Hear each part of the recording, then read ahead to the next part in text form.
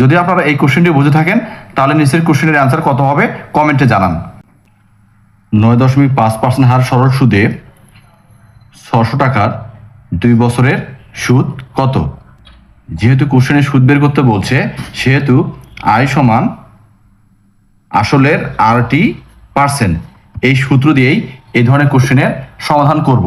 আমি আবারও বলতেছি, যেহেতু কোশ্চেনে সুদ বের করতে বলছে সেহেতু কি হবে, আয় সমান আসলের RT%।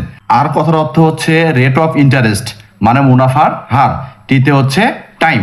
তাহলে হচ্ছে আর হচ্ছে 9.5% এবং টাইম হচ্ছে এখানে 2 বছর। তাহলে দেখেন আয় সমান আসলের RT%, আসল হচ্ছে 600 গুণ RT%, 9.5 এবং 2 গুণ করলে হবে 19%। কিভাবে 19%? 9 এবং 2 গুণ করলে হবে 18, হাফকে যদি আমরা 2 দ্বারা গুণ করি তাহলে হবে 1, তাহলে 18 এবং 1 যোগ করলে হবে 19%। তাহলে দেখেন 600 গুণুন পার্সেন্টেজ উঠা দিতে গেলে সবসময় কি করতে হয়, 100 দ্বারা ভাগ করতে হয়। 2 শূন্য 2 শূন্য ক্যান্সেল, 6 এবং 19 গুণ করলে হবে 114।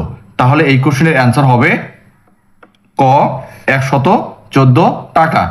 যদি আপনারা এই কোশ্চেনটি বুঝে থাকেন তাহলে নিচের কোশ্চেনের অ্যান্সার কত হবে কমেন্টে জানান।